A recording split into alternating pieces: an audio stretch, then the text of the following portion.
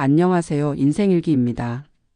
오늘은 사람의 마음을 얻는 지혜와 처세술에 대해 이야기 나눠보려고 합니다. 우리는 누구나 좋은 관계를 원하지만 그 과정에서 어려움을 겪기도 합니다. 이 영상을 통해 관계를 맺고 유지하는 데 필요한 지혜와 삶의 태도를 함께 알아보겠습니다. 경청의 힘. 사람의 마음을 얻는 첫 번째 방법은 바로 경청입니다. 대부분의 사람들은 대화를 할 때 상대방의 말을 듣기보다 자신의 이야기를 준비하느라 바쁩니다. 하지만 진심 어린 경청은 상대방의 마음을 열게 합니다. 대화를 나눌 때 눈을 맞추고 고개를 끄덕이며 그랬군요 또는 맞아요와 같은 반응을 보여주세요. 상대방은 자신이 존중받고 있음을 느낄 것입니다. 경청은 상대방을 이해하려는 태도에서 출발합니다. 기억하세요. 경청은 단순히 상대방의 말을 듣는 것을 넘어 그들의 말 속에 담긴 감정과 의미를 파악하는 능력입니다. 예를 들어 친구가 요즘 손주들을 돌보느라 정신이 없어서 힘들어 라고 말할 때 단순히 고개만 끄덕이는 것이 아니라 정말 많이 바쁘셨겠어요. 손주들과 지내면서 어떤 점이 가장 힘드셨나요? 라고 물어보는 것도 좋은 경청의 예입니다. 이렇게 하면 대화가 깊어지고 상대방은 더 많이 마음을 열게 됩니다. 경청의 힘을 강화하기 위해서는 연습도 필요합니다. 매일 짧게라도 가족이나 친구와의 대화에서 경청을 연습해 보세요. 내가 정말로 듣고 있는가? 라는 질문을 스스로에게 던지며 의식적으로 노력해 보시면 좋습니다. 칭찬은 마음의 열쇠. 진심 어린 칭찬은 사람의 마음을 여는 열쇠입니다. 단 과장되거나 진심이 없는 칭찬은 오히려 역효과를 낳을 수 있습니다. 요즘 건강 관리를 정말 잘하고 계신 것 같아요. 꾸준히 산책하시는 모습이 정말 보기 좋아요. 또는 손주분들과 시간을 보내시는 이야기를 들을 때마다 정말 멋진 할머니, 할아버지시라는 생각이 들어요. 진심은 상대방에게 반드시 전달됩니다. 칭찬은 또한 상대방의 자존감을 높이는 데 큰 역할을 합니다. 심리학 연구에 따르면 사람들은 자신의 가치를 인정받을 때 더 긍정적으로 행동하게 됩니다. 이를 통해 관계도 더욱 깊어질 수 있습니다. 특히 그들의 삶의 경험과 지혜를 칭찬하는 것이 효과적입니다. 예를 들어, 오랜 세월 동안 쌓아오신 지혜가 정말 대단하세요. 이야기를 들을 때마다 배우는 점이 많아요. 라고 말하면 상대방은 자신의 가치를 재확인하게 되고 대화는 더욱 풍성해질 것입니다. 하지만 한 가지 주의할 점이 있습니다. 칭찬을 남발하면 그 효과가 줄어들 수 있습니다. 정말로 느낀 점에 대해 구체적이고 진솔하게 칭찬하는 것이 중요합니다. 예를 들어, 그 옷 정말 멋지네요 보다는 그 옷의 컬러가 당신의 분위기와 정말 잘 어울리네요 라고 말하면 더 진정성이 느껴질 것입니다. 공감의 기술. 사람들은 자신을 이해하고 공감해 주는 사람에게 끌리게 마련입니다. 공감은 단순히 그렇군요 라는 말로 끝나는 것이 아니라 상대방의 감정을 진정으로 느끼고 표현하는 것입니다.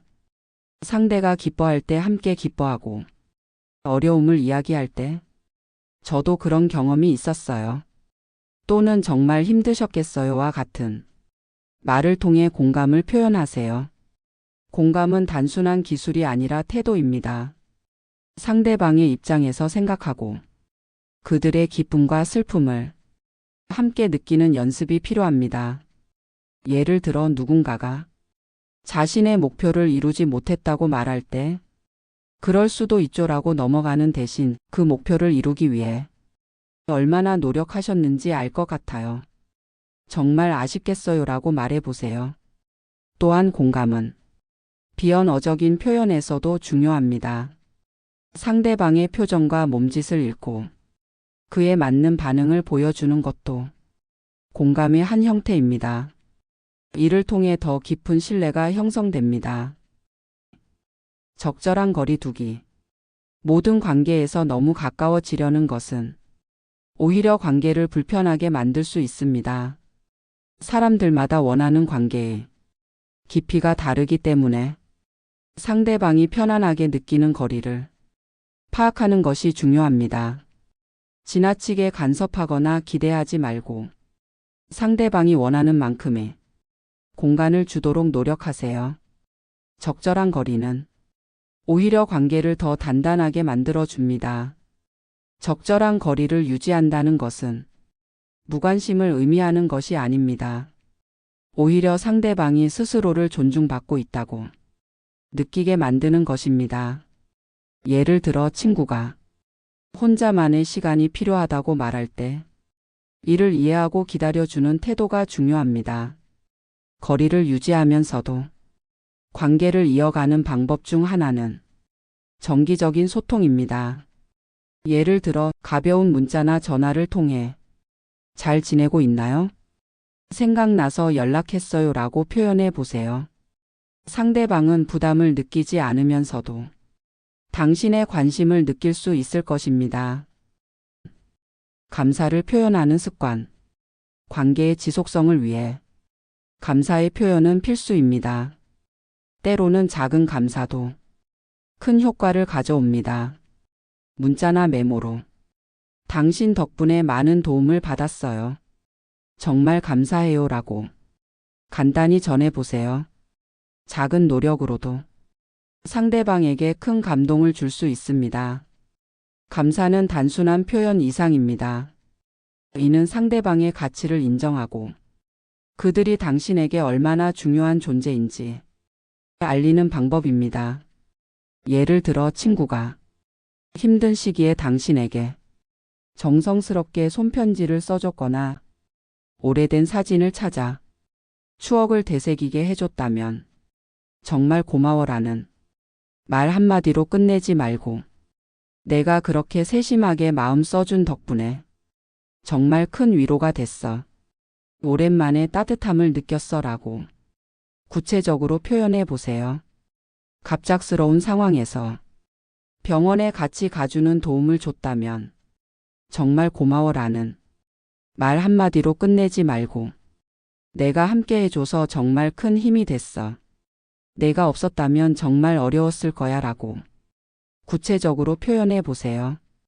또한 감사는 일상적으로 실천할 때 그 효과가 배가 됩니다. 하루를 마무리하며 가족이나 친구에게 오늘 감사했던 일을 이야기해 보세요. 이를 통해 관계는 더욱 깊어질 것입니다. 오늘은 사람의 마음을 얻는 지혜와 처세술에 대해 이야기해 봤습니다. 관계는 단순한 기술이 아니라 진심과 배려, 그리고 꾸준한 노력에서 만들어지는 것입니다. 오늘도 당신의 하루가 따뜻하길 바랍니다. 감사합니다.